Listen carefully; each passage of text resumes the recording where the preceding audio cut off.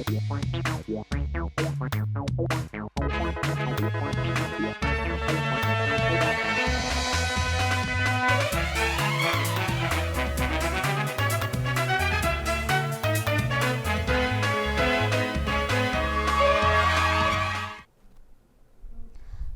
मैं हूं आपके साथ प्रिया पांडे और आप देख रहे हैं राष्ट्रीय समाचार। आइए एक नजर डालते हैं आज की हेडलाइंस पर।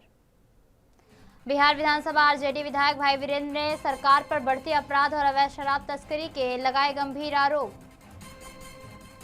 ईडी ने अनिल अंबानी से 10 घंटे तक की पूछताछ। मुंबई स्थित वाली हील आवासीय संपत्ति 3,716 करोड़ रुपए के लिए अटैच। दिल्ली कोर्ट ने अरविंद केजरीवाल और मनीष सिसोदिया को एक्साइज पॉलिसी केस में किया बरी। सुनीता केजरीवाल ने सच की जीत की बात कही। गांधीधाम नगर निगम ने पुलिस सुरक्षा में 130 अवैध निर्माण हटाए। अतिक्रमण अभियान जारी।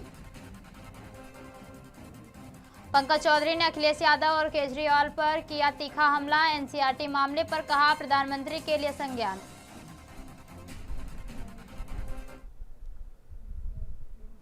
बिहार विधानसभा के बजट सत्र के अंतिम दिन राष्ट्रीय जनता दल के विधायक भाई वीरेंद्र ने राज्य सरकार पर गंभीर आरोप लगाए। उन्होंने कहा कि पूरे सत्र के दौरान सरकार ने विपक्ष को दबाए रखा और जनहित के मुद्दों पर सार्थक चर्चा नहीं होने दी।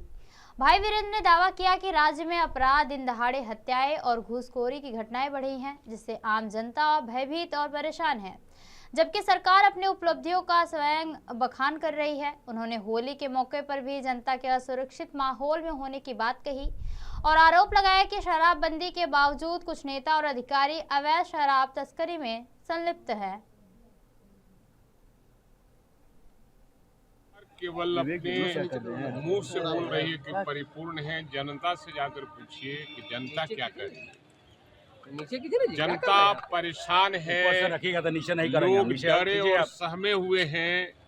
लगातार मर्डर का दौर चल रहा है, महिलाओं का रेप गैंग हो रहा है, उसके बाद मर्डर भी हो रहा है और लगातार महंगाई चरम सीमा पर है। पर्व त्योहार का समय है, सब लोग सोचने पर मजबूर हैं कि ये पर्व होली कैसे मनाएं। हूँ कि बिहार सरकार में शामिल जो रसूखदार नेता हैं और पुलिस के भी कुछ पदाधिकारी हैं, मिलकर बहुत बड़ा कारोबार शराब का हो रहा है और उत्तर प्रदेश, नेपाल सहित झारखंड, ये सब और जगहों से शराब आ रहा है और सरकार के देखरेख में हो रहा है। सरकार केवल अपने मुंह से बोल रही है कि परिपूर्ण।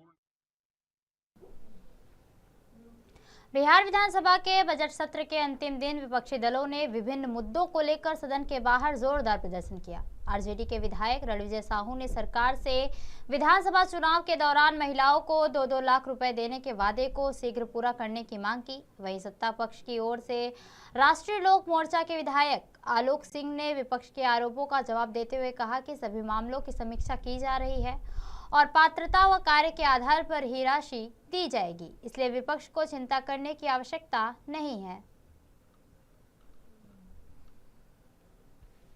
विधानसभा बजट सत्र के आज आखिरी दिन है। आखिरी दिन भी विपक्ष के तमाम जो विधायक हैं लगातार प्रदर्शन करते नजर आ रहे हैं।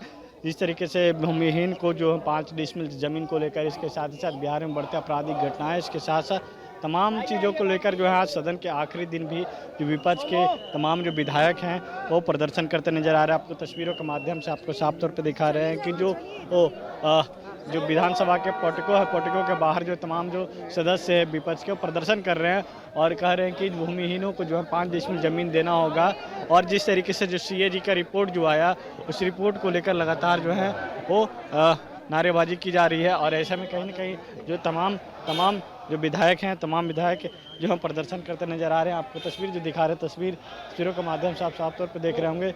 ऐसे जो तमाम जो नेता हैं, तमाम नेता देख रहे होंगे, लिखे हुए हैं 94 लाख दलितों, अति पिछड़ों के परिवारों को लाभुक योजना से जोड़ना होगा। ऐसे तमाम जो लोग हैं वो तमाम प्रदर्शन करते नजर आ रहे हैं। और ऐसे में कहीं ना कहीं कह सकते हैं कि जो आज सदन के आखिरी दिन भी पूरी तरीके से गहमा गहमी देखने को मिल रहा है। तमाम जो विधायक हैं और तमाम जो जो आरजेडी के विधायक हैं वो प्रदर्शन करते नजर आ रहा है। आपको जो तस्वीर जो है सदन के बाहर की तस्वीर दिखा रहे हैं और जहाँ पे तमाम जो लोग हैं लगातार जो है नारेबाजी करते नजर आ रहे हैं और इसके साथ साथ तमाम जो लोग हैं तमाम जो नारेबाजी करते देख रहे हैं तमाम जो विधायक हैं तमाम विधायक हैं और ऐसे में कहीं ना कहीं कह सकते हैं कि 94 लाख परिवारों को जो है इस तरीके से किया गया, इसको लेकर लगातार जो है वो नारेबाजी।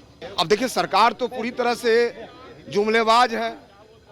जिस प्रकार से एनडीए सरकार ने 2014 में अच्छे दिन के वादे किए थे, उसी प्रकार से नीतीश कुमार की सरकार ने जुमलेबाजी करके दलित को, महादलित को, अति पिछड़ा को ठगने का काम किया उद्यमी योजना कहकर। इसलिए आज हम लोग प्रोटेस्ट कर रहे हैं। हम लोग पूरे गरीबों, क्या मामला है? जातीय गणना हुई थी तो 94 लाख बिहार एक ऐसा राज्य है जो गरीब राज्य है, जहां अपने खर्च पर 500 करोड़ रुपया से ज्यादा खर्च कर सरकार ने सेंसस कराया, लेकिन 94 लाख गरीब लोग पाए गए, परिवार के लोग। उनको सरकार ने कहा था कि 2-2 लाख रुपया हम देंगे, उनको हम खड़ा करेंगे, पैरों पर खड़ा करेंगे, लेकिन सरकार ने ठगने का काम किया, छलने का काम किया। साफ तौर पे आरजेडी के विधायक रणविजय साहू कहते नजर आ रहे हैं कि जो सरकार जिस तरीके से जो जनगणना करवाई उसके बाद जो है जिस तरीके से सामने आया दृश्य, उसके बावजूद भी जो है लगातार जो है वो प्रदर्शन करते नजर आ रहा है। आपको तस्वीर जो दिखा रहे हैं राष्ट्रीय लोक मोर्चा के विधायक भी हैं। आज आप लोग जो विपक्ष के जो तमाम जो विधायक हैं सदन के आखिरी दिन में प्रदर्शन कर रहे हैं कि जो 2 लाख रुपए का जो वादा किया गया था कहाँ अभी मुख्यमंत्री जी अभी गए थे दौरा में। अब हर जिला में सिलेक्शन हो रहा है। जो महिला को 10,000 रुपया दिया गया है, जी अच्छे से रोजगार करें उन पुनः जाएगा। माननीय मुख्यमंत्री जी जो कहते हैं करते हैं। विपक्ष का तो कोई काम नहीं है, उनको तो सदन में जो कुछ काम होगा तो बहस करना चाहिए, मुद्दा रखना चाहिए। कल सीए जी का रिपोर्ट आया जिसमें कई नाबालिग को है जो पीएम आवास योजना का जो है राशि मिला है, घोटाले सामने आए हैं। अब जांच होने दीजिए, उसमें ये सब बकवास जांच का विषय ही है। जब जांच आने दीजिए, अब किसी के कहने से जांच होने दीजिए, जांच जब आएगा जो दोषी होगा उस पर कार्रवाई होगा। आरजेडी के एमएलसी सुनील सिंह है, उन्होंने आज दावा किया था कि आज शराब सदन के अंदर ला कर दिखाएंगे। अच्छा, ला के दिखाएं तो बोलना बड़ा आसान है, जेल जाएंगे। राज्य में शराबबंदी लागू है और उस शराब लेके आएंगे तो बचेंगे। ये सब चीज़ कुछ लोग बोलते हैं अपना व्यवहारिक की बात, फालतू की बात अपना नाम चमकाने के लिए। नहीं, लेकिन डेटा उन्होंने पेश किया है। सुनील सिंह ने कहा है करोड़ों का घोटाला हुआ है इस सरकार में और चैलेंज सोचता हूं कि गलत साबित करके बताए सरकार। बिल्कुल, उसको जांच के विषय है, जांच होने दीजिए। जांच होने के बाद तो पता चल ही जाएगा। जांच होने के विपक्ष का हंगामा देखने को मिल रहा है भाई, यही सब तो जो करोड़ों की लागत से साल में 365 दिन में 65 दिन सदन चलता है। चलिए, साफ तौर पे तमाम जो विधायक हैं प्रदर्शन करते नजर आ रहे थे। कैमरा पर्सन विकास चंद्र, बीबी कृष्ण, राष्ट्रीय समाचार, पटना। बीजेपी के विधायक वीरेंद्र पासवान ने विधानसभा में धर्मांतरण का मुद्दा उठाया और कहा कि भारत देश है, यहाँ पर धर्म परिवर्तन करने का किसी का अधिकार नहीं है। कई राज्यों में इसके लिए कठोर कानून बने हुए हैं, इसलिए हमने सदन के अंदर अपनी बात रखी और बिहार में धर्मांतरण को लेकर कड़े कानून बनाने की जरूरत है। इस मुद्दे पर बीजेपी विधायक वीरेंद्र पासवान से खास बातचीत की हमारे बिहार के ब्यूरो हेड एस के राजीव ने। सुनिए। बात करने के लिए भाजपा के विधायक वीरेंद्र पासवान जी हैं। वीरेंद्र बाबू, अचानक सदन में आज आपको धर्म की याद आ जाती है। अब धर्म राष्ट्र की आत्मा है, याद आना स्वाभाविक है। और आप याद कीजिए, आप मान लीजिए ज़्यादा नहीं 30 साल की समीक्षा अगर बॉर्डर पर करेंगे, खास करके बिहार और नेपाल की सीमा को लेकर के करेंगे, तो जिस समय बॉर्डर पर उनकी आबादी नहीं थी, यानी कि मुसलमानों की आबादी नहीं थी, तब तक बॉर्डर पर जो है सशस्त्र बल की आवश्यकता नहीं हुई। जैसे जैसे बॉर्डर के दोनों ओर, यानी कि इस पार और उस पार, नेपाल और भारत में उनकी आबादी बढ़ी, सशस्त्र बल को जो है वहाँ पर रखना पड़ गया। तो सांस्कृतिक रूप से जब लोग धर्म छोड़ते हैं तो कहीं ना कहीं राष्ट्र कमजोर होते हैं। और भारतवर्ष की परंपरा रही है वसुधैव कुटुंबकम, यानी कि हम सभी को सम्मान पूर्वक आदर सहित जो है इस देश में रहने का अधिकार है, लेकिन धर्म बदलने का अधिकार नहीं है। वीरेंद्र बाबू, चुनाव तो अब है नहीं, विपक्ष कह रहा है कि भाई चुनाव खत्म हो गया है, तब वीरेंद्र बाबू को कहा है अभी धर्म उर्म याद आने लगा है। धर्म जीवन का आधार है।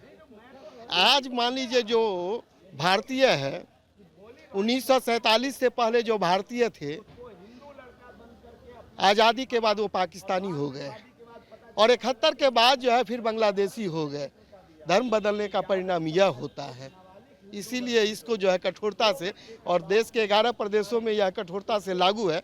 बिहार जैसे सीमावर्ती क्षेत्र, यहाँ भी कठोरता से लागू करने की आवश्यकता है। अमित शाह जी अभी सीमांचल के दौरे पर हैं, 3 दिनों से लगातार वो इलाकों का दौरा कर रहे हैं। अभी AIMI वाले अख्तियारुल जी कह रहे थे कि इसीलिए वीरेंद्र बाबू सदन में पूरा इस सवाल को उठा रहे हैं, क्योंकि उनके गृह मंत्री भी अभी आए हुए हैं बॉर्डर पर। अब देखिए, गृह मंत्री हैं, घर के लोग जितना देश में दौरा करते हैं उतना आंतरिक शांति बनी रहती है।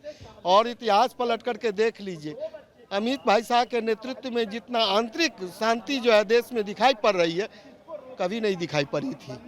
400 वर्षों का इतिहास जो है पलट करके देख लीजिए। मतलब मुस्लिम का विरोध कर रहे हैं क्या? जी, मुस्लिम का विरोध कर रहे हैं। मुस्लिम का विरोध नहीं कर रहे हैं। मुस्लिम भी इसी देश में जो है सम्मान पूर्वक रहने के लिए अधिकृत हैं, लेकिन धर्मांतरण का अधिकार किसी को नहीं मिलेगा।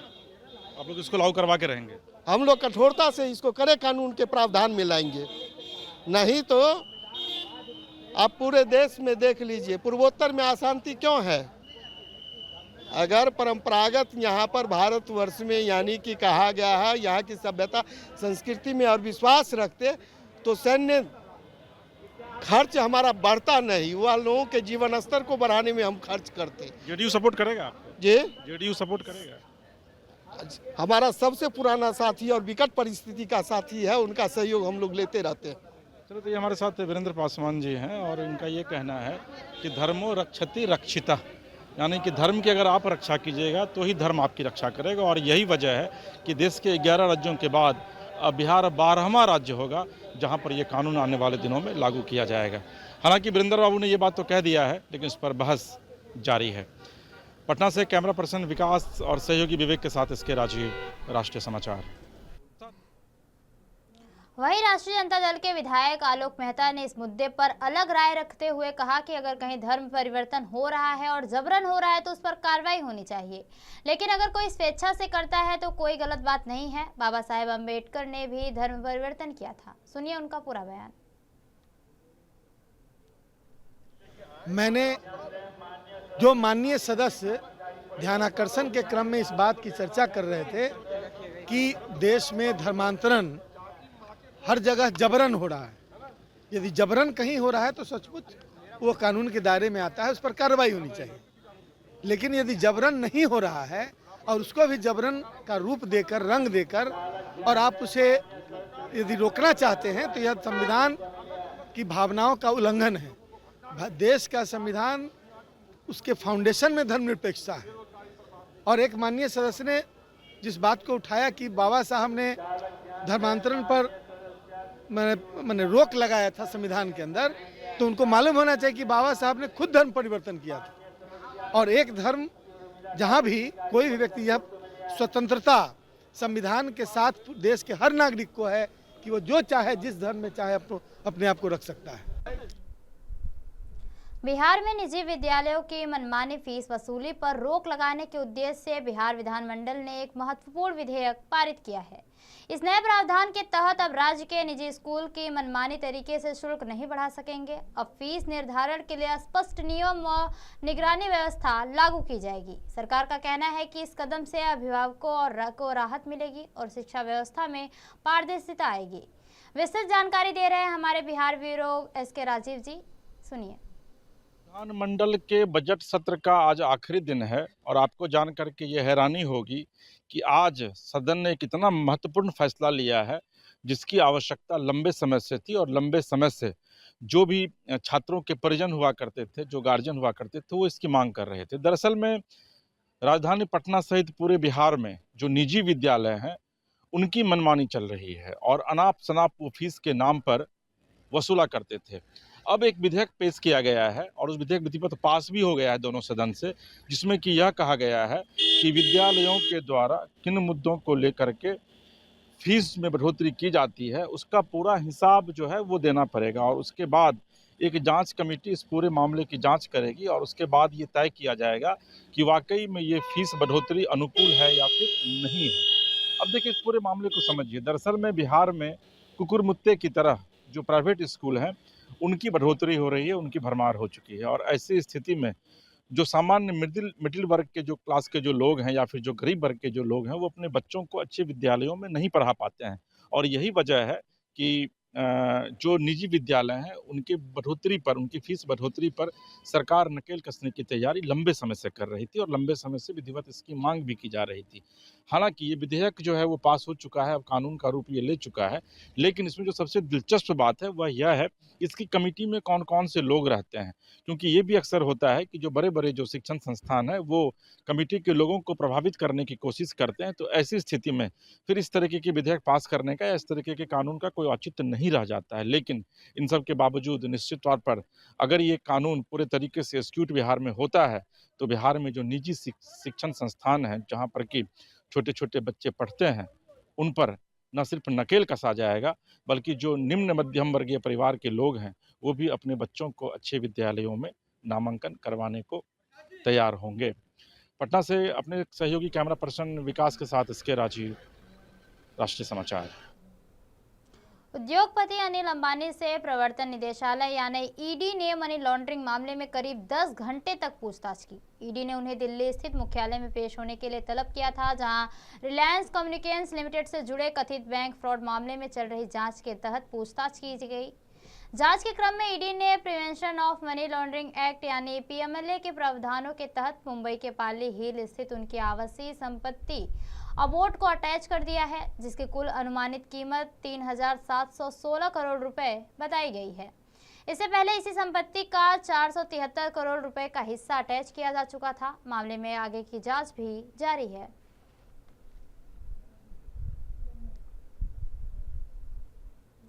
दिल्ली कोर्ट ने दिल्ली के पूर्व मुख्यमंत्री और आप के राष्ट्रीय संयोजक अरविंद केजरीवाल और पार्टी लीडर मनीष सिसोदिया को एक्साइज पॉलिसी केस में बरी कर दिया है। इस पर अरविंद केजरीवाल की पत्नी सुनीता केजरीवाल ने कहा कि मैं आज भगवान का शुक्रिया अदा करना चाहती हूं। अरविंद जी ने अपनी जिंदगी ईमानदारी से बिताई है, लेकिन इन लोगों ने अरविंद जी और उनके साथियों को जेल भेज दिया। मुझे भरोसा था कि सच की जीत होगी। सबसे पहले मैं ईश्वर का धन्यवाद देना चाहूंगी। इस दुनिया में चाहे कोई कितना भी शक्तिवान हो जाए, लेकिन ईश्वर की शक्ति के ऊपर नहीं हो सकता। मैं जज साहब का भी धन्यवाद देना चाहूंगी, जिन्होंने इतनी हिम्मत दिखाई।